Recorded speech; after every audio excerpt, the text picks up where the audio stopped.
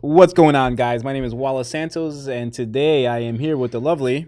Ron Reed, I'm excited. This is a little bit of a different thing that we're going to do today. Right. So we get so many questions every day about, what do I need when buying a gaming PC? And so I thought, we have all this knowledge, we have this expertise. So why don't we do a PC buying guide for DIY, or if you're buying a PC from us, that kind of goes into, misconceptions, breaks down the hardware, and kind of go through the whole process of how we help someone configure a PC and determine what they need. Definitely. Now, keep in mind, a really high-end PC does everything down the list. That is a good point. Right? So just because we're going through the list and going through the use cases and resolutions and things like that, which we'll do a deeper dive in through the stream, if you're buying a high-end PC, a high-end gaming PC does everything really well. There's a lot of overlap, 100% when you buy on the high end. And that's the great part about that, right? Is that you're just getting something that's going to handle everything. But I think this will help people across all budgets, kind of regardless of what you're spending. So you can min-max what you're getting for your budget to make sure it's perfect for what your needs are. Because there's so many different use cases for a PC, especially nowadays, although there is some crossover. But there are kind of like specific use cases that I wanted to kind of cover today. Yeah, I think specifically if you're buying something a little bit more on the entry level side of things, you probably want to do a little bit more tweaking, tuning 100% towards your use case, right? Yep. But like I said, if you're spending, I would say after $2,000 or more, typically, yeah, your PC will pretty much do everything that it can do. Yes, and absolutely. I mean, on the high end, maybe on the creative professional side, there's a pretty big variation in workflows. But you're right. For what we're covering today, especially, I think that's definitely a use case. $2,000 to $2,500, and you're going to get a PC that's going to cover everything that you want. So I will kind of start there. All right. If you don't want to think about it, $2,500 plus, you're pretty much set regardless of what you're doing, essentially. There you go. So the way we're going to break this down is by use case and going through different categories. So the use cases that I have kind of split up is we have esports, AAA gaming, and content creation. So I want to kind of define what each of those things are, because that can be kind of confusing, especially the esports AAA gaming portion of it. Right.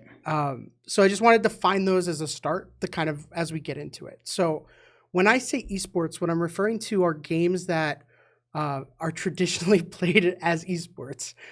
They're typically easier to run. It's just a consequence of the... They're also typically older too. These are older titles that's been developed, 5+ years ago. That's a good point. Like Counter-Strike and League of Legends. Exactly. Very fast-paced, not too graphically intensive. Right. Like the current AAA games. Exactly.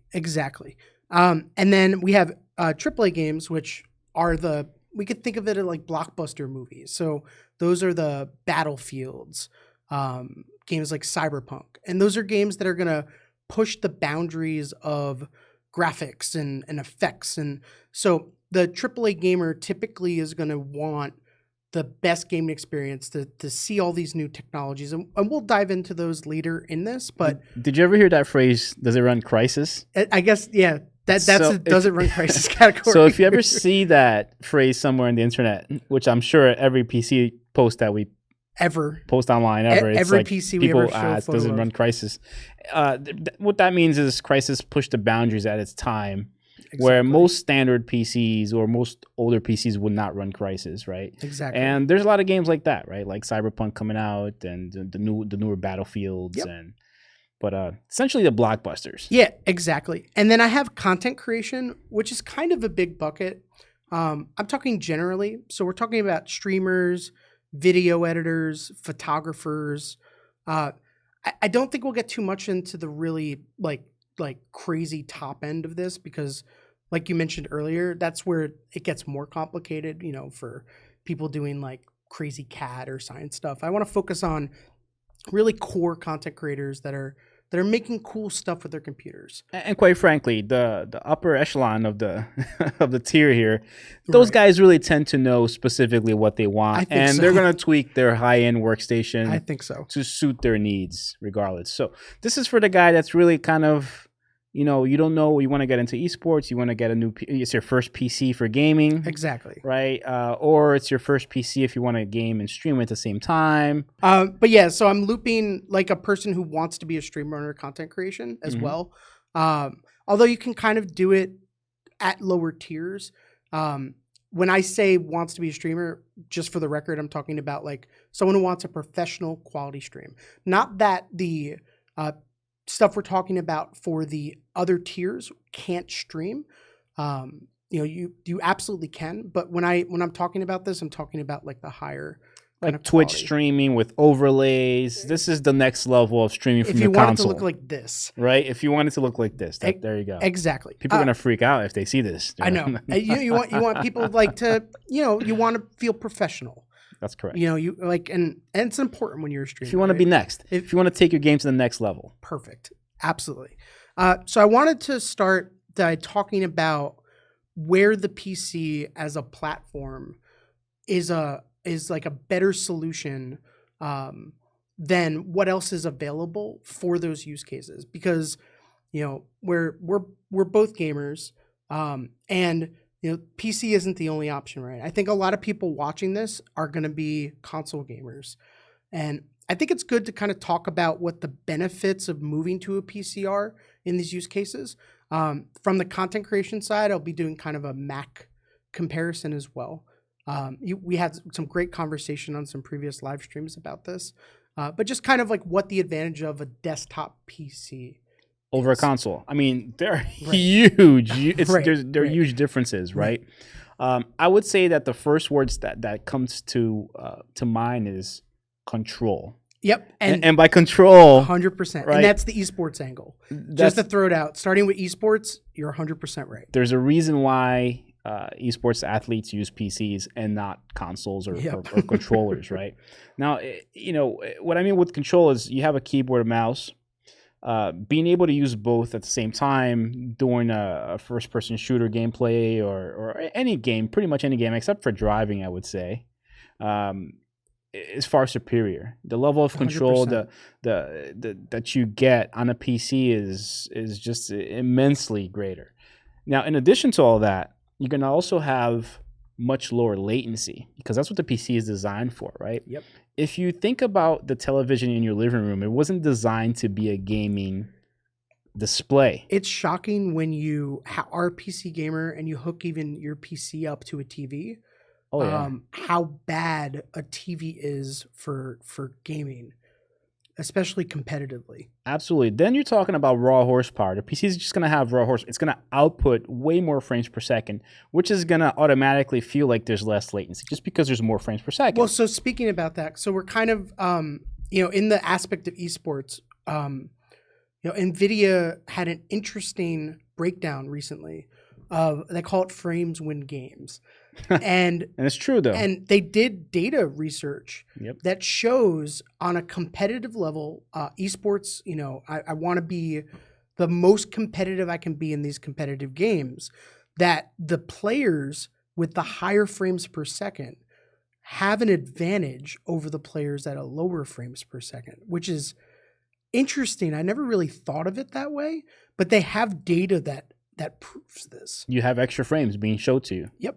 There's more pictures essentially. Yep. Right? Now, in addition to the frames per second, which is the raw compute horsepower of a PC, the better output, which is the display, most consoles are wireless. They have wireless gamepads. That's true too.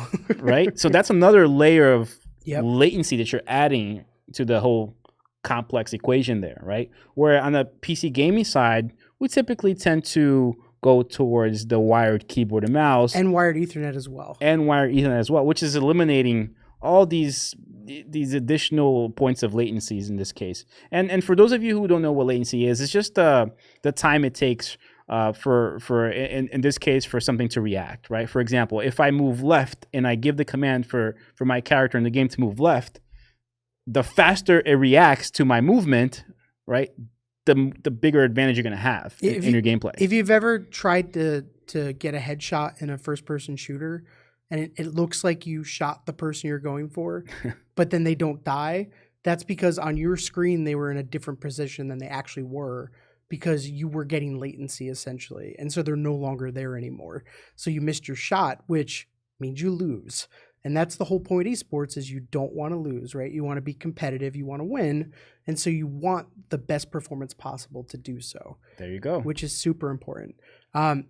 Yeah, that I think that covers everything from a esports perspective, but I think with AAA games for me, it's more about the visuals, the experience, and the new technologies that PC brings to the table when it comes to gaming. What's your favorite technology visually currently that you can't get anywhere else, but you only get on PC? Before we go there, I almost feel like that's another category of gamer, which that's where I fit into. Right. Okay. Right. So I'm not a professional esports athlete.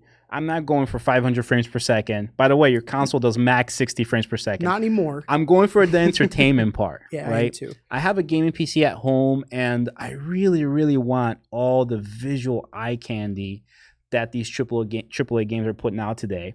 And there's a lot of technologies that enable that to go even further, like G-Sync or FreeSync technology. It's going to basically eliminate all the tearing, right?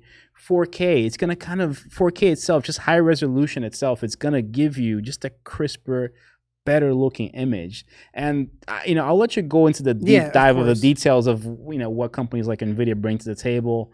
But there's just so much and I like to turn everything up. I know. I want to play. I want it ultra. 4K. Right. I want the max frames I can get at 4K.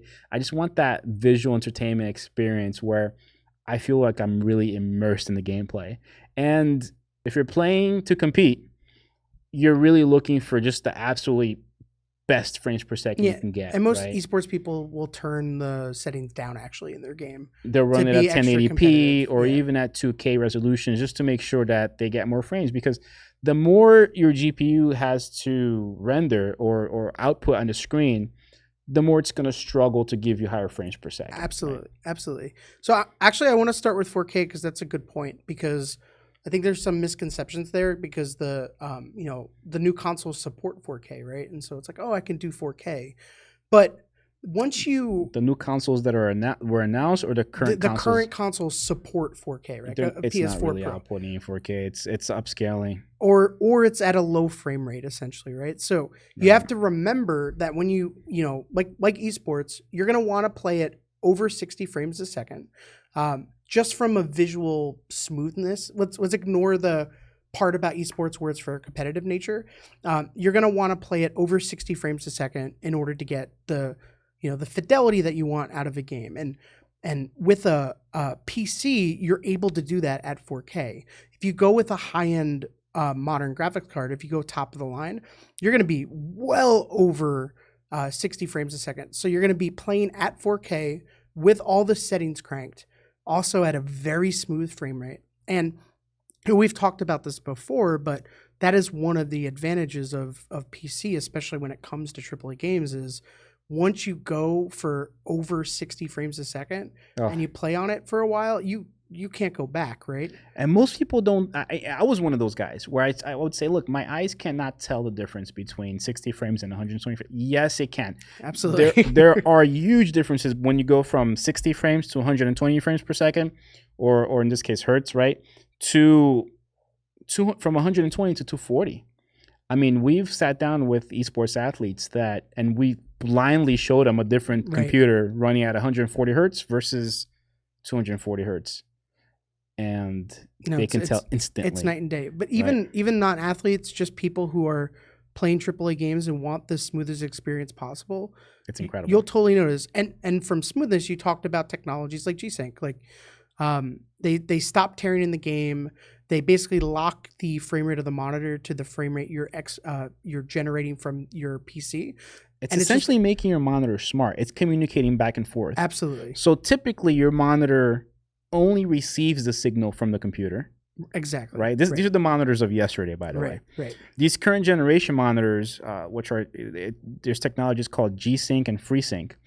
and it's basically enabling the monitor to receive and to give and talk to the the computer, right? Exactly. And if you look at games, certain games like in a console, and when you're strafe in the game, you can tell. When you're looking for the Terran, you can clearly tell. It drives me insane. Now, because now you're looking for absolutely it, right? insane. Yeah. Once I was made aware, once I tried G-Sync for the first time, and I went back to non-G-Sync or just regular console gaming, it was horrible. You can't do it. And then I think the other thing that's really for me exciting about PC gaming right now is there's proprietary technologies from a visual standpoint that are only available on the PC currently. Things like NVIDIA's ray tracing, real-time ray tracing, which introduces dynamic, realistic lighting effects, global illumination, things like real realistic shadows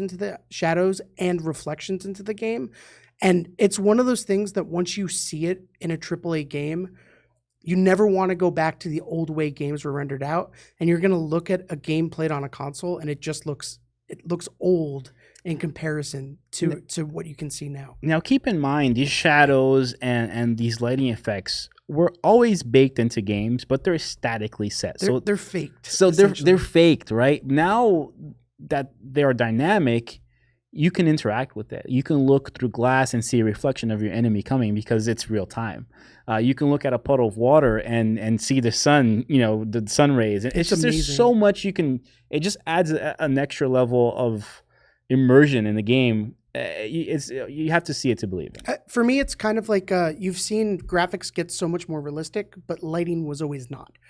And to me, it took me out of the experience. And adding realistic lighting on top of these beautiful textured 4K games just makes it that much more realistic. And for me, the last thing when it comes to PC gaming is customization. So there's a handful of games that I played over time where modding the game was actually a big part of my enjoyment. Games like Skyrim, for example. Skyrim is the game that was based on PC modding. Right. Most people who have played it long term, it's been primarily based on the fact that they can infinitely mod the game and keep making it interesting. You can't do that on a console.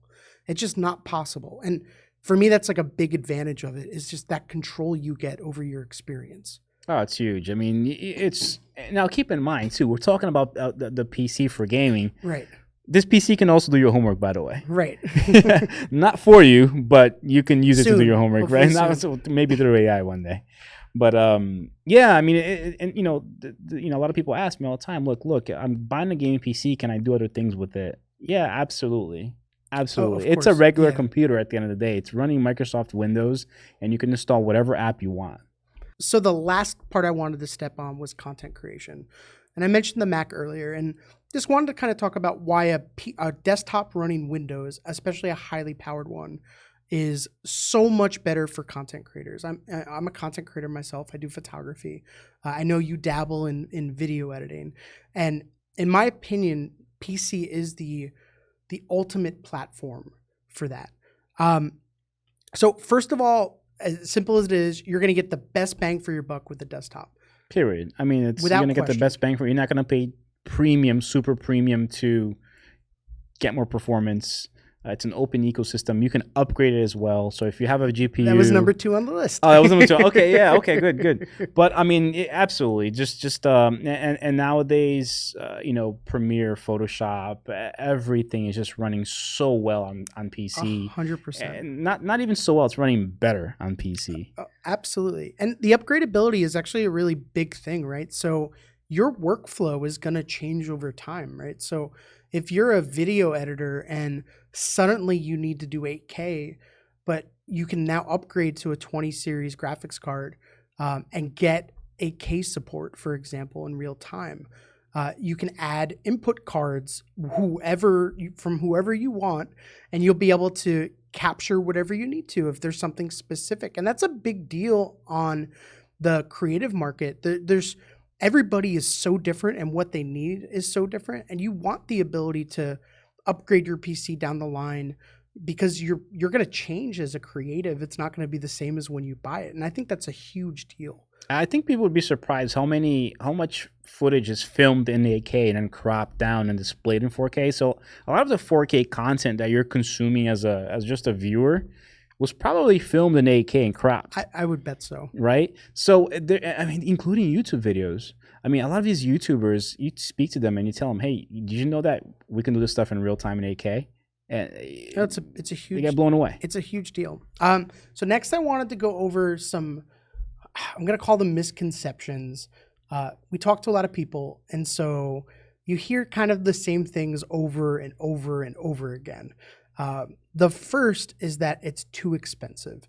That I can't get a PC because I can't afford it. You know, a console's $400 or $500, and you know I'm gonna have to spend $2,000 to get into PC gaming. That's 100% not the truth at all.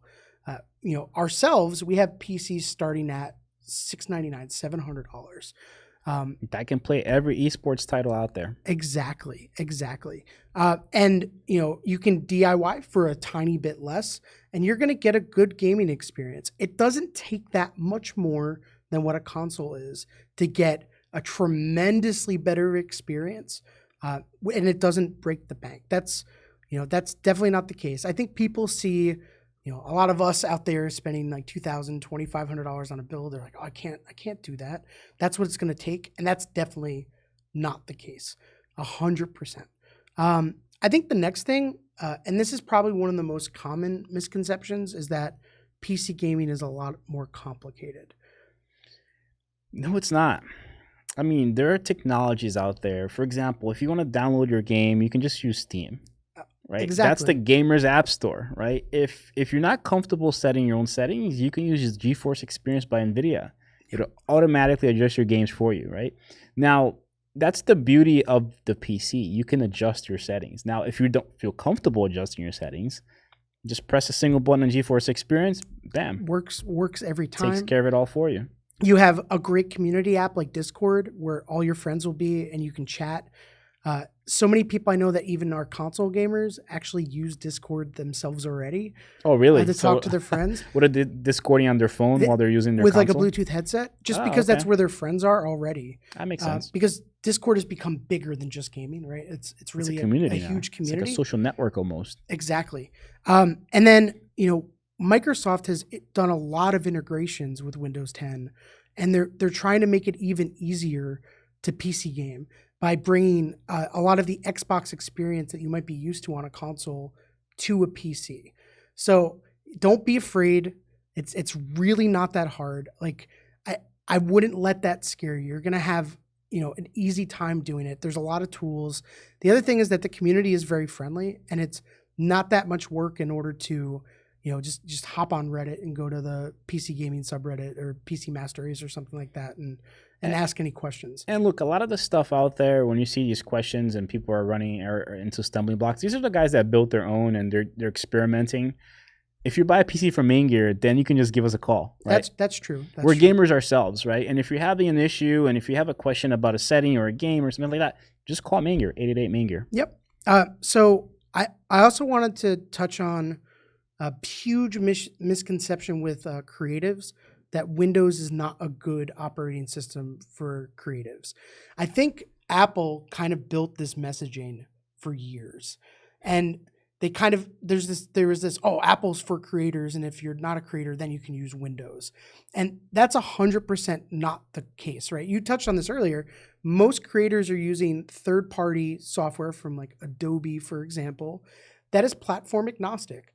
They're not locked into an ecosystem like Apple software anymore. And at that point, the platform is irrelevant, to be perfectly honest. That's right. Now, it's the same software, except it runs faster and smoother on the PC. Exactly. And then, you know, there used to be this fear, especially because of like the Windows Vista days. Those were painful days, I must admit. They were painful days, but, you know, I can't remember the last like huge freak out over Windows exploits. Like Microsoft has done an excellent job with security in Windows 10 and stability as a platform.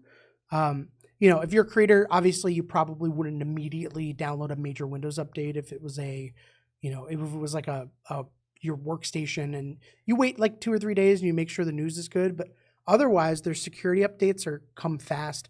It's a very stable platform. I think there's just some hangups from like the old.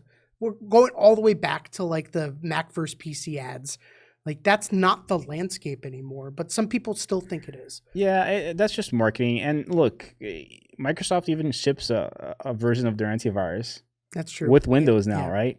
But if you want to take that extra step, you can always download something like McAfee's or Norton's or just a really well-known I antivirus. still use Malwarebytes, but honestly, I haven't gotten anything on my PC in years. Like it's. And guess what? Macs catch viruses too. I know. Nobody ever talks about that. And then there was one other misconception specifically about what we do at Maingear, which was buying a pre-built PC is more expensive than building it your own. And we'll go into this at the end when we get into the configurations. We'll have a blog post that goes along with this where we show some DIY configs and some Maingear pre-builts and customs. But if you look at like the pre-built systems that we offer, they're very competitively priced compared to building it yourself, especially when you factor in the benefits that you get from buying from a boutique like Support. It's only a little bit of a premium. So it's not like you're paying 2x to, over what it is to build it on your own with your parts. And then when you're buying a pre-built PC, it's 100% not just not the support, case. right? It's also product qualification. It's making sure that the components that are paired together were qualified properly in a lab, right? It's making sure that you're getting a PC that has the latest BIOS installations, the latest Windows updates, the latest drivers. We kind of take all the pain out of building your own. And absolutely, sometimes I just go through Reddit and I'm reading what people are just posting, right? People that build their own, and they have no idea. Like, there's simple things that you can do where you can basically have a really great experience. But if you're building your own and you don't have the experience, you're probably not going to implement them. So as the next part of this, I wanted to kind of go over all of the components that you have to select when you're building it or purchasing a PC, and what you're kind of factor in for your use case. Some things it's going to be the same regardless, but some things there are particular requirements that you're looking at depending on what you're doing. So I wanted to start with the chassis. This is probably the simplest one to go over, right? When you're buying a PC chassis, the main thing that you're going to want to look at is essentially like how much space do you need for the future?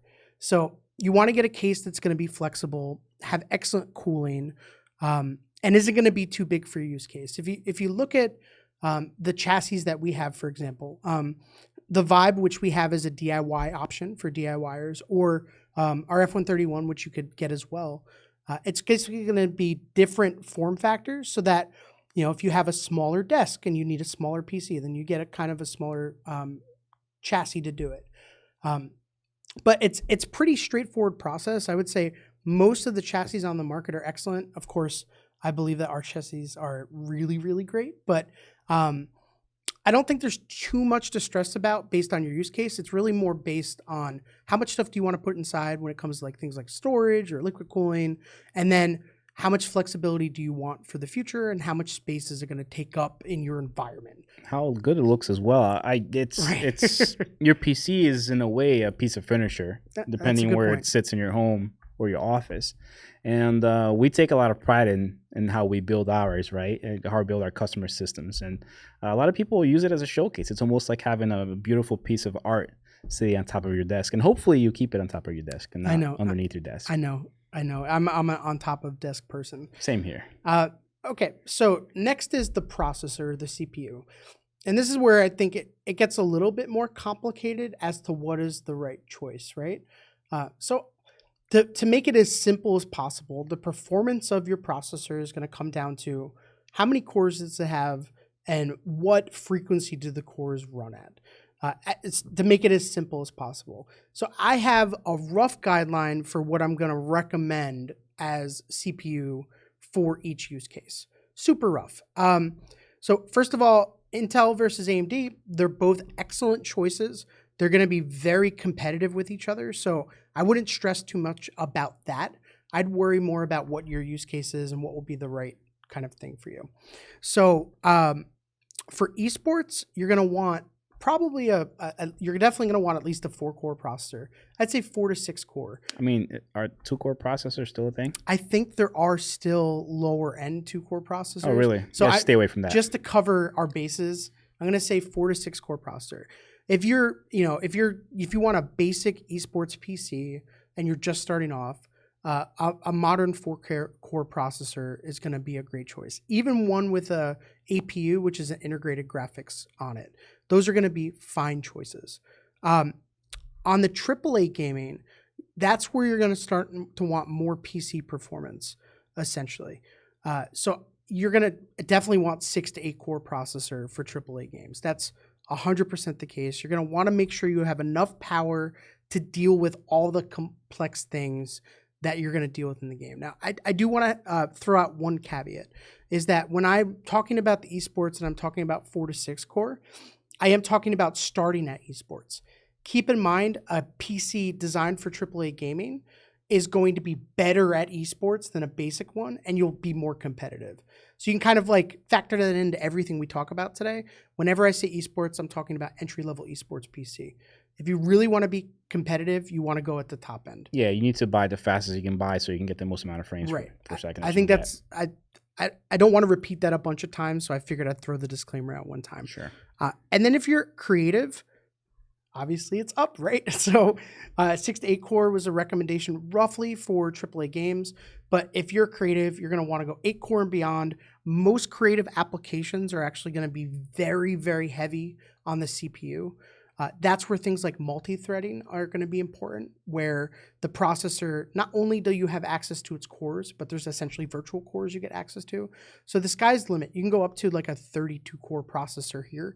That's going to be more dependent on your personal workflow, which I'm not going to get too much into. I'm going to say like 12, 16 cores is probably like a sweet spot-ish for like a lot of creative applications like the Adobe suite. You're going to be fine with an 8-core processor in Adobe. If you throw more cores at it, though, it's going to be faster. It just takes a little longer. The less cores you have, it takes a little longer to render your job, right? Exactly. If you're doing video or whatever you're doing professionally. And also like things like photography versus video, you're going to want more cores for video because video processing is a more intensive task than processing photography. If you're an audio engineer and you have a ton of plugins, you're going to want a lot more cores. So it's a little dependent, but I think that's kind of like a good rough guideline of where you should sit. That's on the CPU side. That's just on the CPU side. We have to go through every single part in the inside. Now let's talk about the GPU. We're actually leaving. We can go straight to GPU. That's fine. I think they go hand in hand, Ron. We'll go off Here's a little why. So sometimes people buy a really high-end GPU and they get a really low-end CPU. And that makes the system not balanced or imbalanced. Yeah, no, absolutely. That GPU will not scale. It will not perform like it should. Right. It will bottleneck. The CPU will bottleneck the GPU, essentially. And vice versa. Some people are building this crazy game PC and they're getting these 8 or 12 core CPUs and then they're putting a really low-end GPU expecting for it to do what it has to do for them. And you're not getting enough frames per second either. So buy the part in the same category. Yeah, and we'll have a section where we go over kind of configurations in more detail. But that's a great point. Like that is a caveat with all of this is that you need to balance this, and you do have to think about all that stuff. It's not just as simple as get this core and this GPU. You need to blend it, otherwise you could be wasting your money somewhere specifically. But so recommendations for GPUs, since we're on that. There's a couple factors that are going to impact what resolution you're going to want. So it's not just what you're doing, but it's the resolution of the monitor you plan on doing it on. That's right. So, you're going to have, and we'll go into monitors in more detail, but, there's 1080p, 1440p, and 4K.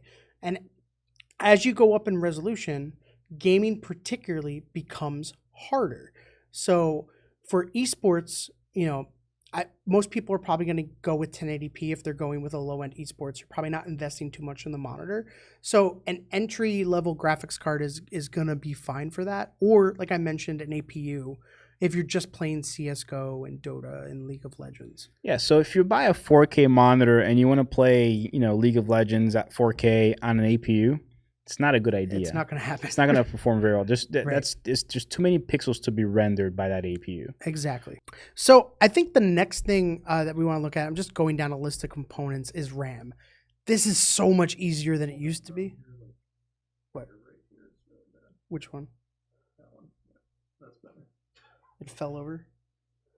Is that good now? Like that's gonna Okay. Is that good now? Yeah, you're good. Okay.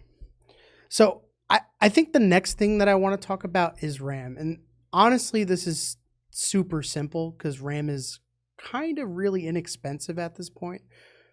Essentially, if it's a lower end PC, a starting point esports PC, I think you're fine with 8 gigs. Nice and easy, right? 8 gigs. If it's a AAA gaming PC, at least 16. And if it's content creation, at least 32. There you go. It's very straightforward. There's not much to talk about. You just want enough RAM for what you're doing. And you want to have plenty so that you don't have to worry about it for the future. So, And to be pretty easy to fair, break down. people are probably going to ask about memory speeds. Now, the difference is not significant. If you really want to push the boundaries, you want to look at memory speeds as well. But it's memory speeds won't impact your day-to-day performance. Get the default for whatever your platform is. That's it. Whatever the board recognizes as it's listed as its like stock speed, you're totally fine. Now, I didn't actually have motherboards on this list, but I think what it boils down to with boards is the only difference for each use case is going to be, I think for esports and AAA gaming, you just need to get a great motherboard by a good brand. If you're doing things like you mentioned, like pushing performance, then there's going to be big differences with like overclockability and things like that. But it's not going to be huge, to be honest. For creatives, it comes down to connectivity. You just need to make sure you have the amount of connectors, USB ports, things like PCI Type Express C. slots and Right. expansion. I wouldn't stress too much about the board. Most people, to be honest, get a board based on the aesthetics of the build that they want to do, to be honest. Yeah, I mean, you have a good point. Nowadays, pretty much every motherboard from a known vendor is good Right. or good enough. Right. Now, I would stay away from no-name brand boards. Yeah. Right. I mean, there's certain boards that you've never heard of. Stick with the brands, right? MSI, Gigabyte, Asus, ASRock. These are all good known brands that are gonna probably give you a good product. Yeah. I wouldn't worry too much about it, but just get something that you think looks great. And if there's any particular features that you want, search for that board. Operating system drive is going to be a huge difference, right? So we'll go very, very, very top level into operating system drives. So you essentially have 3 types of drives. HDDs, so mechanical hard drives. It's what we've used for. These are the drives with it looks like a CD and there's like a needle. I have taken them apart in the past. That's one of my favorites with the big magnet on the inside. Oh, they look so cool. Mechanical hard drives are slow, but they're cheap for a lot of storage. They're mechanical. So they're good if you're trying to, if you want to build I wouldn't even recommend it if you're trying to build an entry-level esports PC, because what we're going to get into, there's affordable options. So only use mechanical drives for bulk storage. If you want the most amount of storage for the money, right, then mechanical is the way to go. I keep a mechanical drive in my PC for storing things I don't need quick access to. So, for example, my photo library is enormous and it lives on a 4 terabyte drive.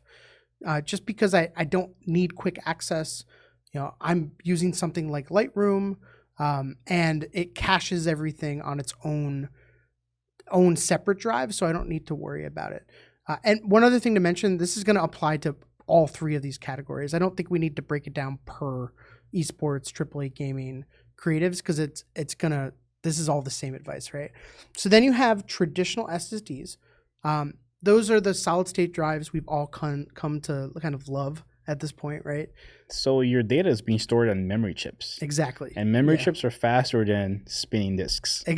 Exactly. Up to, I think it's usually about 5x increase, typically, in speed. So you're going to get faster Windows boot up time, faster application launching, faster file transfer. So that load bar?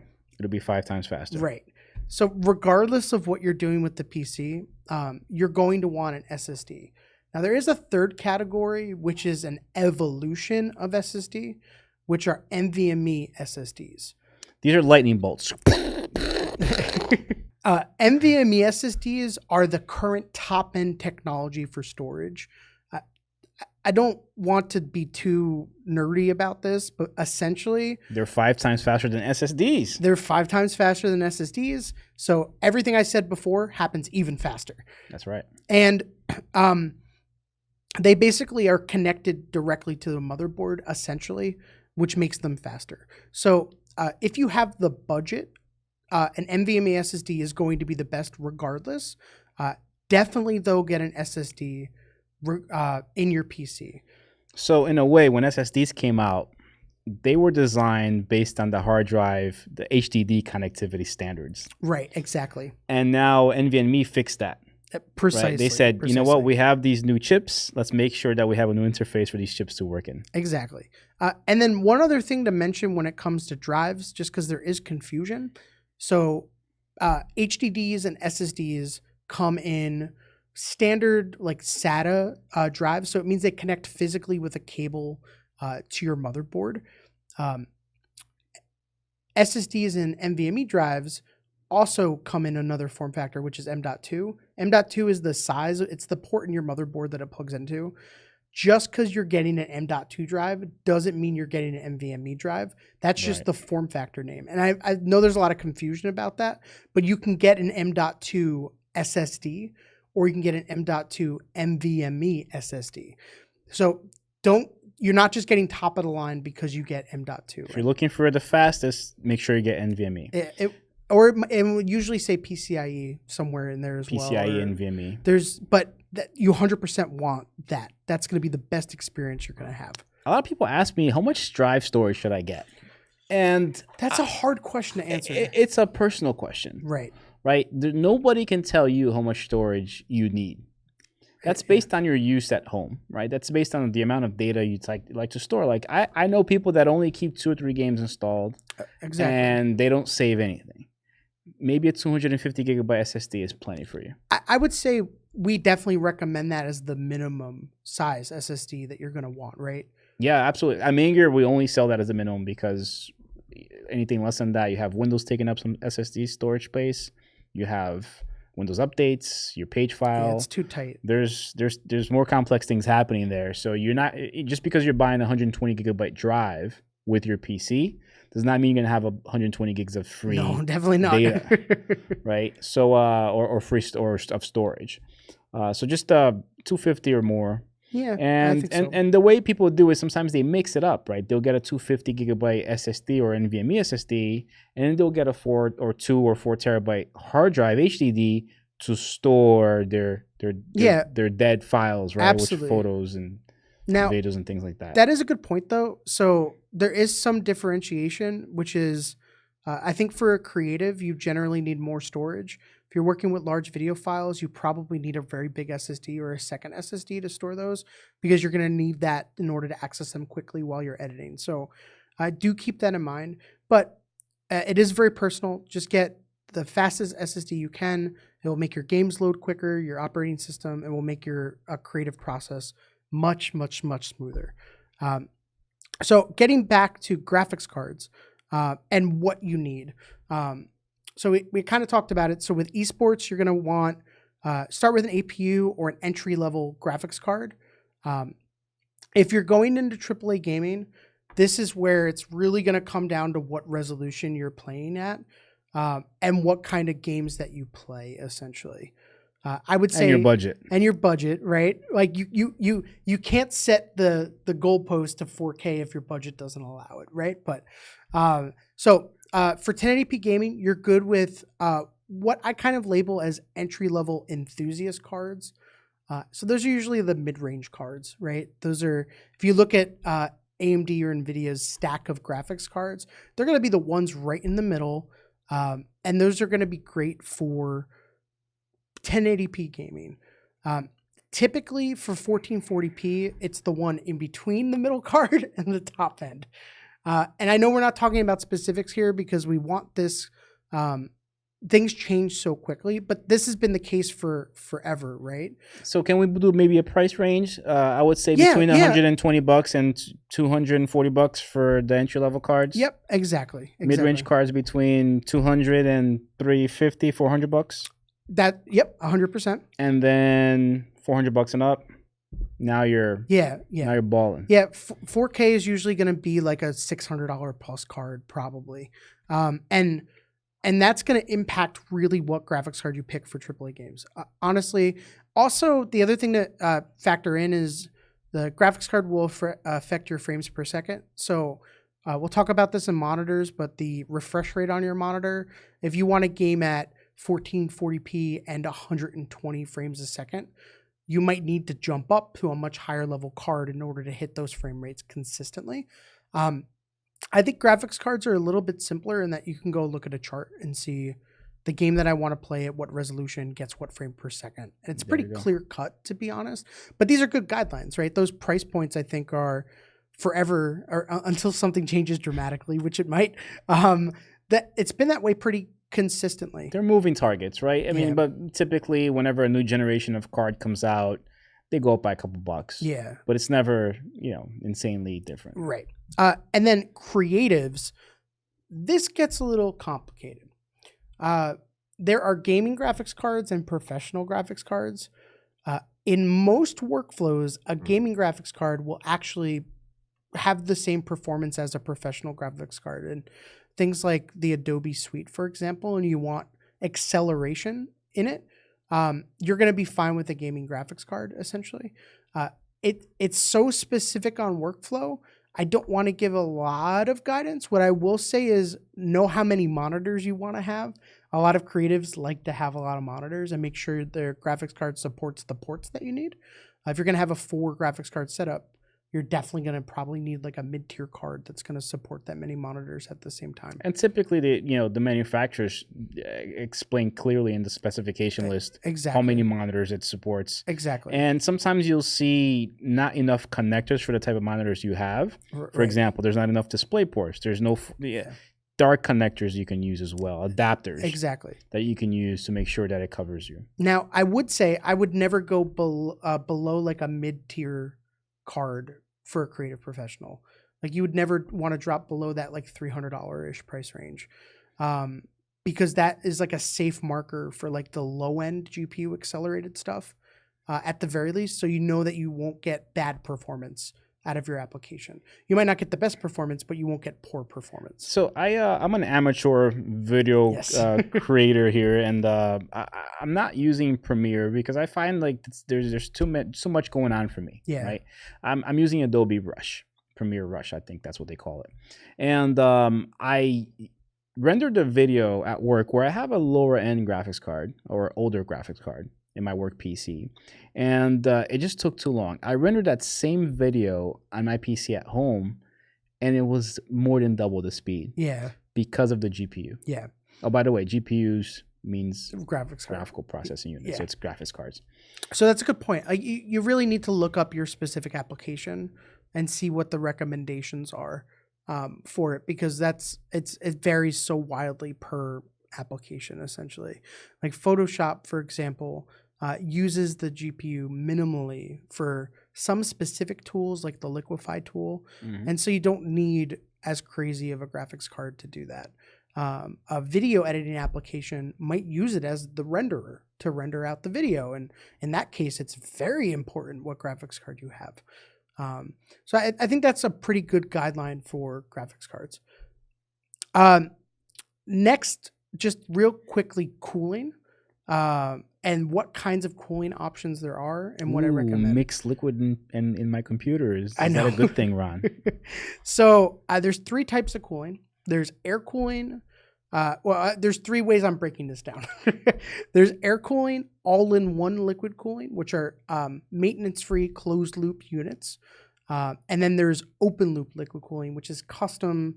I built this myself, or you had someone like us build a PC that's, really beautiful on the inside, but it's, had to be hand assembled and filled with liquid.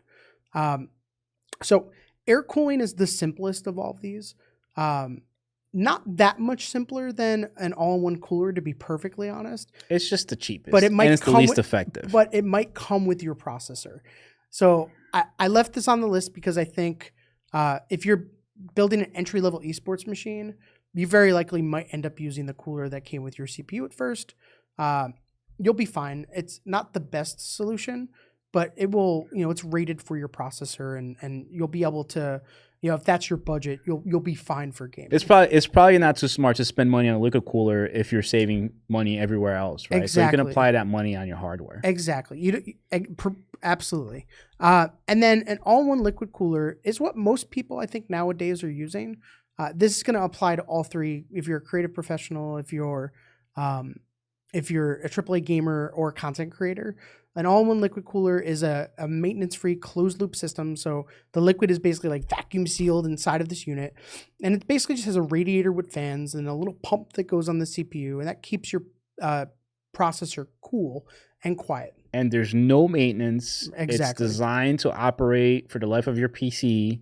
A lot of people ask me, do I have to maintain my all-in-one? No, there's absolutely no maintenance. Exactly. It's also as easy to upgrade as an air cooler, Sometimes easier depending Sometimes on the way the easier. brackets are. and it Yeah. ships really well. So That's a if good you're point. buying a pre-built PC, we mount the radiators from that all-in-one liquid cooler on the chassis, and there's really no moving parts when it's being shipped to you, right?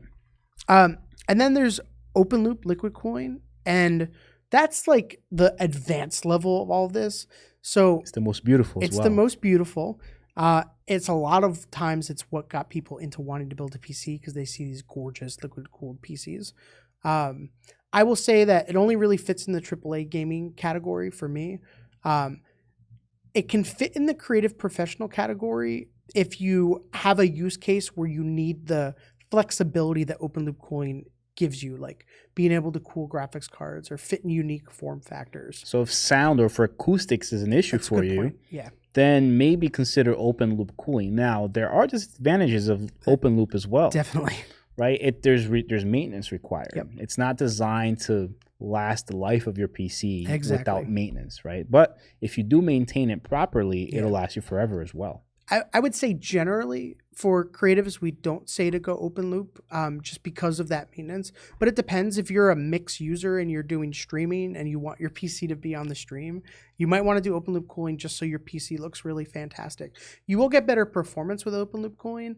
Essentially, what open loop does is you're putting individual blocks on each component, like the GPU and the processor, and then you put multiple radiators inside the PC. And so it means that the PC runs cooler and quieter, which means you get more performance out of those components.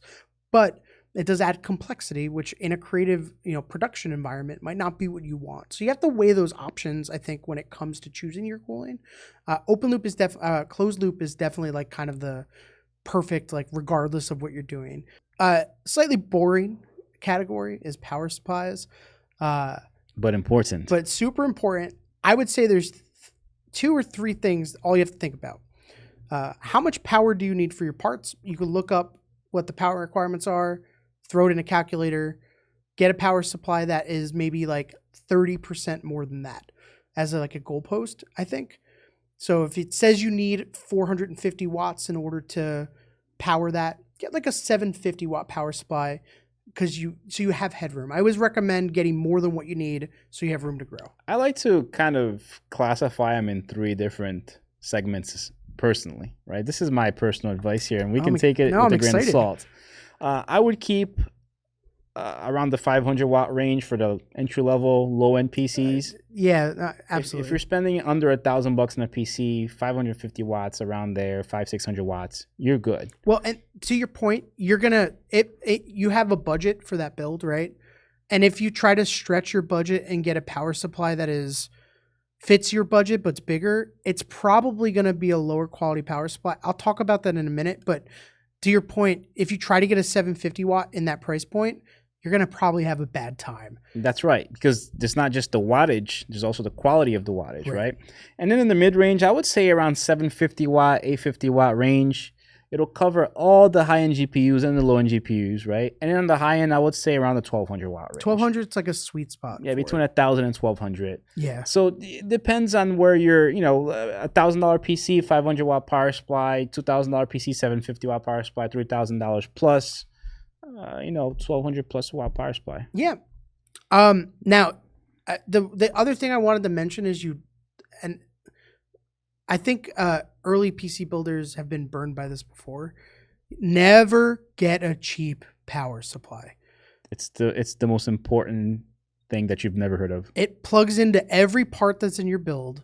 It's why we only use high quality power supplies. If it goes, it takes everything down with it. So you want to get a power supply from a good brand, not an inexpensive power supply that's included in a case for free. Stay away from those. You have to get a good power supply. And those power supplies, usually the cheap power supplies that get included for free in a chassis, they're usually overrated. Right. Those right. power supplies that come in a cheap chassis or for free in a cheap chassis, they're usually overrated.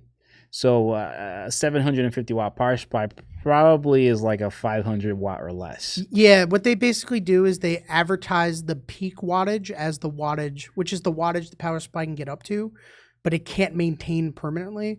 And they advertise that as the actual wattage of the power supply.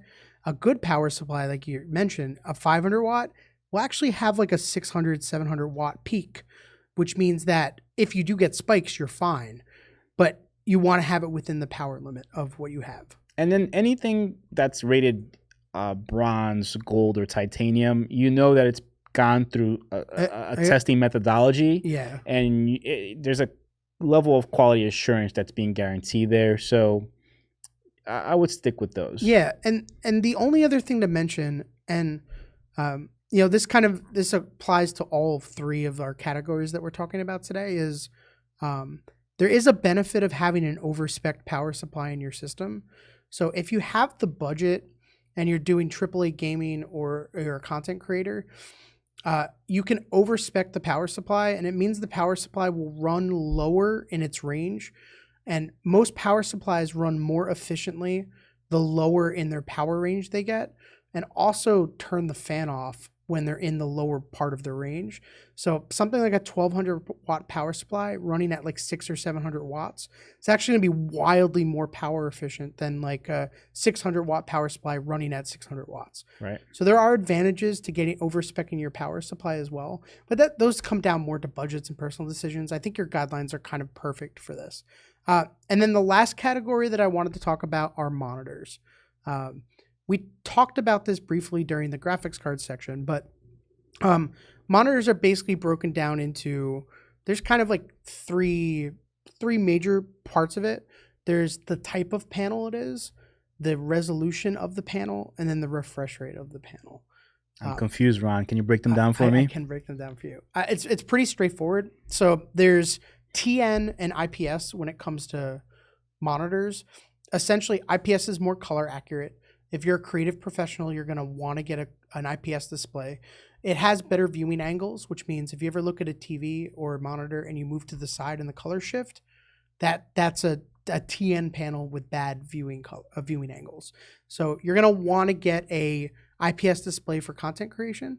So quality, and then TN's really fast. Really fast, yeah. Really fast. But when you combine both, sometimes you do get at the top end fast IPS panels as well.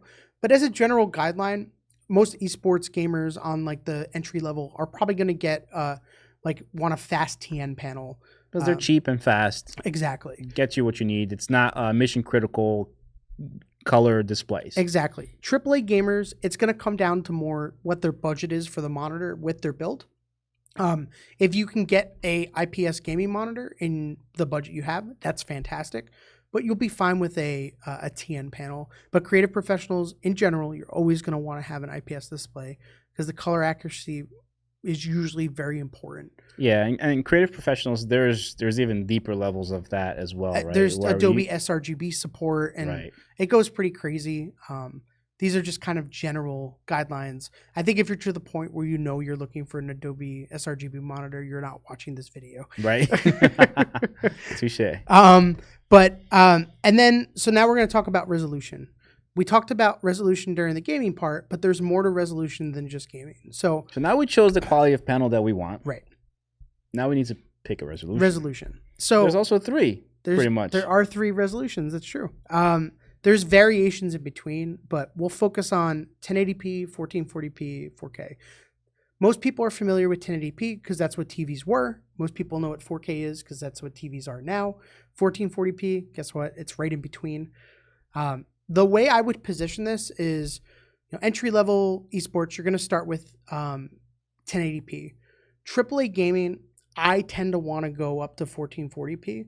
It's going to give you better color better resolution on your monitor, but a lot of AAA gamers also might want to go to 4K. I find that that's like the perfect sweet spot, 1440p. I think so. It's not hard to drive, so you don't have to go too crazy on your graphics card. That's right. But it also gives you the detail that you want. But there's one other thing that factors in, or 2 other things that factor into picking your resolution. Screen size, which I didn't have on this list, but if you're going for a very large size screen monitor, you're going to want higher pixel density and you're going to want to go with a higher resolution screen. You don't want a 30-inch 1080p monitor right in front of your face, right? The icons will look this big. And they'll be pixelated and gross, right? That's right. So I think in general, if it's under 27 inches 1080p, 27 plus is 1440p at least. And then 4K in the 27 plus 2 as well. So like you can get under 27, you can go with 1080p, but I wouldn't go 1080p over like 24 maybe, because that's where it starts to not look fantastic. And then there's refresh rate, which we already talked about, but if you're gaming, you're going to want a high refresh rate panel so that you see more frames and you win more games, basically. Typically, gaming monitors have 144 hertz or higher. Yeah, exactly. And then also want to mention kind of screen real estate for creative professionals. As a photographer, I find that 1080p is very limiting as far as my ability to have enough stuff on my screen. If I'm using Lightroom or Photoshop, my toolbars are taking up too much of my screen. You get more screen real estate as you go up in resolution. So you're going to want at least 1440p if you're a creative professional, preferably 4K. Think of it like as a desk space. The more desk space you have, the more space you have to put your papers down. Exactly. Same idea. Exactly. The other thing that I wanted to talk about with monitors were, and we already mostly went over this, but were technologies that improved it, right? So there's G-Sync and FreeSync. Both of them, like Wallace mentioned earlier, basically allow the monitor to have the refresh rate of the screen match the frames that your game is putting out, and then that will give you a smoother, more fluid experience while you're gaming. G-Sync is NVIDIA's, it's compatible with NVIDIA cards, and FreeSync is AMD's, and it's compatible with Radeon cards. You'd want to get whatever you would match your graphics card that you have. So if you have an AMD graphics card, FreeSync monitors are going to work just fine. If you have, to keep it simple, if you have an NVIDIA graphics card, go for the G-Sync approved screen. Yeah. I will do a deep dive into G-Sync in a separate thing. We could probably talk about like 40 minutes about that alone, but we're keeping it a little top level here because there are different levels to G-Sync. That's right. Just get the standard G-Sync monitors, not just the I can't remember how they. I think it's G-Sync Ultimate and G-Sync Approved. I don't know. Yeah, that's why I don't want to get into it now. It's a little confusing. Okay, so we talked about everything that was inside the PC, but now you have a big decision. Are you going to build the PC yourself, or are you going to get a PC from a boutique like us? Now, I know we both got started in this space because of the DIY kind of space and building our own PCs. So I want to go over the advantages and challenges of building a PC yourself. So I'll let you kind of start. Like, what did you love about building a PC? What got you excited when you started? So it was really the curiosity of just doing a deep dive into this crazy world of knowledge. 100%. Just understanding the hardware or the lack of understanding the hardware that just made me more curious about, what should I use, what should I not use, right? And to be frank, it took me a while to adjust, but once you kind of pick up on the steps All the and lingo. the components and the lingo, it kind of becomes second nature. Yeah, I think the research part is a lot of what excites me too. Now, to be fair, that kind of can apply to the buying from a boutique side, but I But think we're here to take but- all the doubt away. But I think you do it a little bit more when you're building a PC because it's 100% on you, right? It's every selection is yours, and that also is a part of the fun, and that's kind of one of the things I had on my list is that it's a fun hobby, right? Like just tweaking and messing with it. If you have the time, like when I was younger, it was definitely it was a hobby. It was a passion and something I enjoyed to do. Another kind of cool part about it is you can kind of do it incrementally. A lot of people buy, case and power supply, and they keep moving it gradually over time. So you can kind of rebuild your PC over and over again, which is also part of the fun. And then probably the last thing for me is just the crazy amount of stuff that you have to pick from, hundreds of chassis and all that stuff. It's just so open, especially nowadays. There's just so many great options. It's such a well-supported industry. And I think you mentioned this earlier, like we, Maingear ourselves, love this space so much. We've moved into making components and stuff for it because we're so passionate about supporting this community, right? That's right. So Maingear came from me being a DIYer. It's the garage story, right? It's literally the garage story, right? And up until a few years ago, we were investing heavily into our custom chassis and certain components that we're building ourselves, and we wouldn't open that to the community. And a few years ago, we decided to open it up and just be more of an open company, where if you want to build a PC into a Maingear chassis, guess what? It's available online, Maingear.com, Amazon, or Micro Center if you have a local Micro Center by you. Same thing with our cooling systems. About a year ago, we introduced Apex, and it's an open loop cooling system that we put a lot of engineering and design into this system. And guess what? You can now buy it. Yeah, and I think that's amazing. And I just want to be clear how passionate we are personally and us as a business about the DIY space. But we have to be honest, right? And there are challenges with this. I don't think DIY is for everyone. Definitely not. Okay, now you're investing a lot of money into your hardware. Okay, you want to make sure that you thoroughly do your research Yes. before And it's a plowing down lot the of cash. research. You need to be committed to learning. That's right. And not everyone is, and that's cool. Like it's not for everyone, but you need to be committed to truly reading everything that you can about this stuff. Look, man, I used to change my own oil in my garage and tinker with my car when I was younger. I had the time. Right. I had the time to research online and learn about, the engines. Now I don't, right? And I see it kind of Right. like the same way. Same thing with PCs. If you have the time and you're willing to put in the effort, then yeah, DIY is the way to go. Why not? But if you just want something that's been tested and that works and with the support behind it, then come to Maingear. Absolutely. So other challenges are the lack of spare components. I think a lot of enthusiasts in the space kind of overlook this. Those of us who have built a lot of PCs over the years have a garage full of like sound cards and hard drives and power supplies. You just collect this stuff over time, right? And if you don't and you're just starting off and your PC doesn't start the first time, you don't have the parts in order to kind of troubleshoot it. And it can be really frustrating and overwhelming. And unless you have like a good network of other people who are experienced around you, that you might just walk away from it at that point. And it's definitely a roadblock and I think a challenge to building your own PC. Absolutely. And then there's just a general complexity with building it on your own in that you don't get like a robust network of support or single point contact for warranties, which can be frustrating.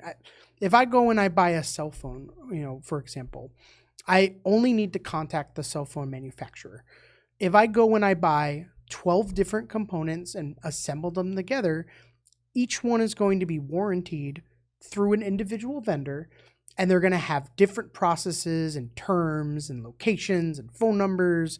And if something goes wrong, you have to figure out what the part is and then figure out who to contact. Look, the first PC that I built, it took me over 5 months to get it fully functioning.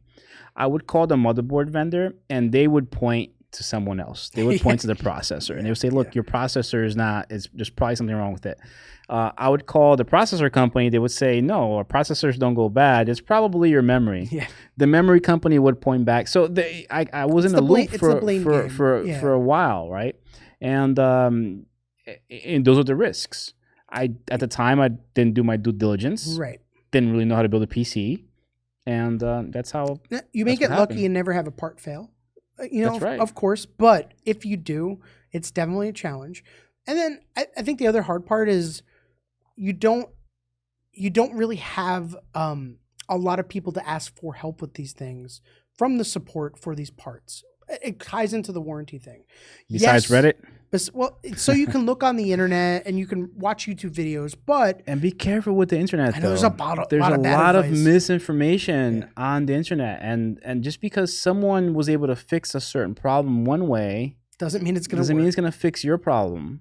I've seen bad advice all the time. Huge. Yeah. And once you're in it for long enough, you can sniff that out. But a lot of us forget where we started from and how that first couple years was. And, not to say that these disadvantages or challenges should dissuade you from building your own PC. But I think when you go to do this, you need to take a look at yourself and who you are as a person and how you deal with other things and see if that's the right choice for you. Some people are very mechanically inclined, love to tinker. They might even be okay with dealing with frustration because they love they love spending 40 hours trying to solve a problem, right? But there's a lot of people who aren't. And I think it's unfair in some ways the way the PC community online paints building a PC. I think they make it seem a little bit easier than it is because they never had a problem, so it was very easy for them. It's easy when you have the knowledge, when you know. Right. For us, it's easy. Down the road, it's easy. Right. And we forget where we started from. And, maybe we got lucky and we had a friend that was really helpful that taught us how to build a PC, but you might not have that. And where does that leave you? And this video is a perfect example. Maybe the experienced builder will say, wow, that video is very basic, but we're putting together this video for the people who are starting. Exactly. Or just thinking about it. That's right. Precisely. Like I said, we can only talk confidently about us, but in general, what is the advantage of buying from a boutique instead of building a PC yourself? Or what would you say is your top advantage? Yeah, starting with the basics. You're going to buy from a reputable company that's built that product thousands and thousands of times, right? And we're going to warranty and make sure that the system is going to be backed by human beings right here in New Jersey. Right. So you're buying, peace of mind, right? You're buying a quality engineered product that's been really well crafted, and it's going to be supported really, really well. That's the basic. And then going down to the components and how we actually sell you the product. We don't sell every type of motherboard out there. We don't sell you every type of memory kit out there. We want to make sure that we sell you products that have been qualified and validated correctly so that can provide you a really, really great experience. Yeah, no, that's super, super, super important is the qualification and the testing. We mentioned as an advantage in DIY was that there's so many options, but it can also, we should have mentioned it also potentially as a disadvantage because there is a lot of stuff playing around with memory speeds and different hard drive form factors and sizes, and you eliminate that guesswork when you buy from a boutique that truly tests the individual parts and the compatibility and is stringent like that. You're getting something that's going to be compatible and you don't have to worry about it. Another thing that I think is overlooked is the craftsmanship. Uh, I remember the first PC I built and just how poorly wired it was, no matter how hard I tried. It was it was terrible. And that lack of craftsmanship actually hurt my experience with the computer. My computer ran hotter because I had like 400 SATA cables on the inside that were blocking fans. Whenever I needed to replace a component, it was a nightmare because I had to like unhook one cable that was crossed over another in order to remove that cable and then get to the GPU in the first place. So beyond just the aesthetics, like the craftsmanship affects the reliability and performance and ease of maintenance of the PC itself, right? Absolutely. I mean, basic things like having proper intake and proper exhaust. Having a working hard drive LED button. Your power, everything, just the basic things. We make sure that these things are covered, and it's actually these PCs are engineered in the proper way, right? Absolutely. So another major advantage, and we touched on this in the challenges of DIY, but with a boutique like us, you're gonna get stellar support and stellar warranty. And actually, there's one thing I want to talk about as well, because I didn't include this in my in what I wanted to talk about. But when we say boutique, what we mean is a truly custom hand-built PC. There's big OEMs that don't really care about the way a PC is put together and the craftsmanship. We're not including those into this. I'm talking strictly about Maingear, like what Maingear is, which is a boutique PC manufacturer. So we hand build, and this is a much more personal experience. I think that's important to differentiate because these things you're not going to get from a large OEM. That's right. Especially the support and the warranty part, especially. And we're obsessed with perfection here at That's Maingear. true. Yeah. And never mind also the tools that we have in place, the safety measures that we have in place when we're assembling these systems, right? A facility with the proper ESD measures in place. We're looking at the proper tools to assemble these PCs. And obviously, like you said before, the craftsmanship, how does it look at the end of the day? Of course it's going to perform. It's a Maingear, but will it look beautiful? Right. And we're obsessed with that. And I think I had a extension to that, which is the expertise that we have allows us as a boutique to do things you can't do. So not every PC builder is going to be able, even if you're good at PC building, for example, you might not be a person that's going to be able to do a custom water-cooled machine. There's different levels of PC building. It's not just all black and white. There's added complex processes that you might never get to as a PC builder.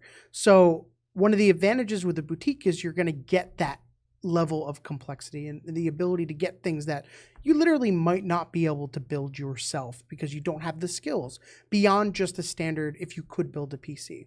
Think of the Maingear super stock lineup of systems as supercars. You might be able to build a really, really fast race car in your garage, but you'll never build a supercar. And that's Absolutely. what we do here at Maingear. And then tying in with that, I know for us, there's exclusive technologies that you get access to that one of the advantages of a boutique is because you're controlling the hardware, you're designing your own chassis, you're picking the individual components. That allows you to essentially develop new technologies that you couldn't have because of the fact that in DIY, the components need to kind of fit everything because DIY parts, they don't know what chassis it's going to go into. They don't know what motherboard you're going to have. But with a boutique, we can do things like our Apex cooling where we're innovating on exclusive technologies that would only work because of the fact that we know what's going inside of the PC.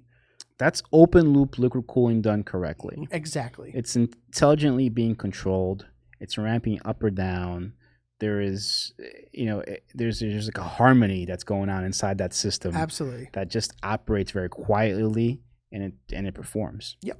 And so there's one other thing that I wanted to go over, which is, and this, like I said, is going to be a little specific to us, but what is the difference between a pre-configured versus custom? Like, who is the right person for that, essentially? And what is going to, like, which direction should you go in?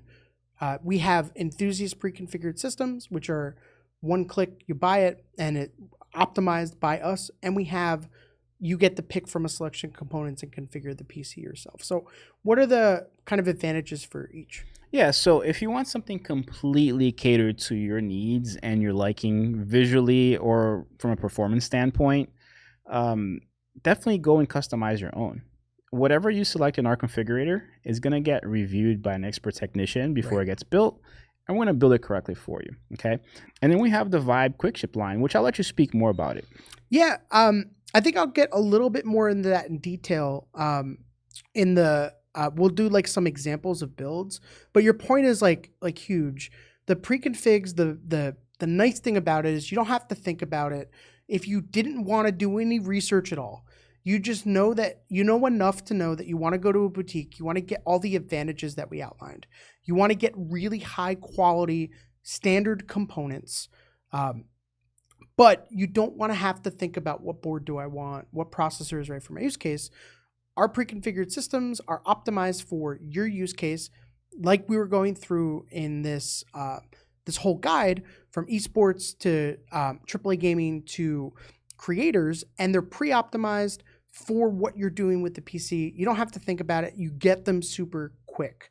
But like you said, we still have the custom PCs, which give you a ton of options, but they are still pre-qualified. So if you have done the research, but you decide, say you're starting at the beginning, right? You watch the stream. Okay, I learned about the parts inside a computer. I'm going to go read a little bit more, and I'm going to read into what the current processors are, what the current graphics cards are. And now I know roughly what I want to get. And then you come to our website. You can look at the pre-configs and go, okay, well, this fits my specific need, and I want the PC shipped in 2 days, so I'll get one of those. Or I want total control, and I know for my use case, I need a 1 terabyte NVMe SSD because I'm going to have a lot of stuff to store. And I want liquid cooler, but I want the slightly upgraded graphics card because I want to game at 1440p at 120 frames a second. Our custom are going to allow you to do that with that knowledge. Our pre-configured are basically going to let you don't have to think about it. We took the guesswork out. You don't have to worry. But it's still built and supported, and all the advantages of coming to a boutique like us, but the ease of use of just getting a PC and knowing that it's going to be right for you. It's going to be beautifully built, Exactly. just like every other system in our lineup. Absolutely. So the last thing I want to do is go over some example configurations. Now, we're going to have a blog post that goes along with this series, and we're going to show you some PC Parts Picker builds at these various for esports, AAA gaming, and content creation.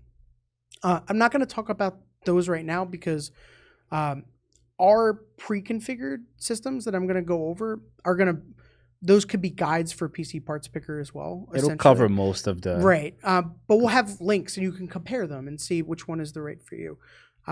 Starting with esports, our Stage 1 Vibe is an awesome choice. It's going to have an APU and it's going to be perfect for getting started in PC gaming. Starting at $700, you're gonna be able to play League of Legends and Dota and CS:GO, and not have to think about it. You're gonna get a great gaming experience and the room to grow for the future if you choose to.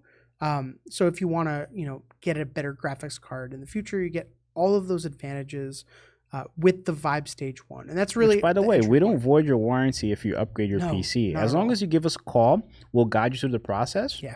No problem. Absolutely.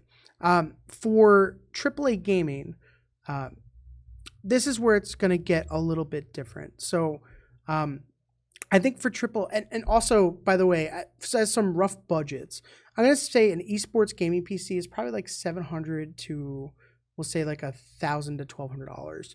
I would say a AAA gaming PC is probably going to be, my recommendation is usually like $1,500 to maybe 25 $500 at the max. And then a content creation PC is probably going to be like 2,000 plus. There's overlap there, obviously, but just as rough, super rough price point guidelines. So for AAA gaming, we kind of talked about how it's going to depend on the resolution you're playing at. We have our Vibe Stage 2 and our Vibe Stage 3 are going to be great starting points for AAA gaming. The Stage 2 comes with essentially an entry-level enthusiast card, and the Stage 3 comes with like a mid-tier enthusiast card. So basically, we have a 1080p one, and then we have a 1440p one, essentially. Right. So those are the most common things that you're going to want to go with. They have plenty of RAM and storage, so you don't have to worry about it. And then when it comes for content creation, our Stage 4 is going to have a lot of cores. So we list it as a 4K gaming PC, but there's a lot of overlap. And with the 8 cores, you're going to have plenty of headroom for any of the tasks that you're going to kind of throw at it. Like I said, we will in the blog post have specific configs and charts and all of that kind of stuff. I don't want to bore people with the raw specs because these things are always changing and we can update the blog kind of in real time.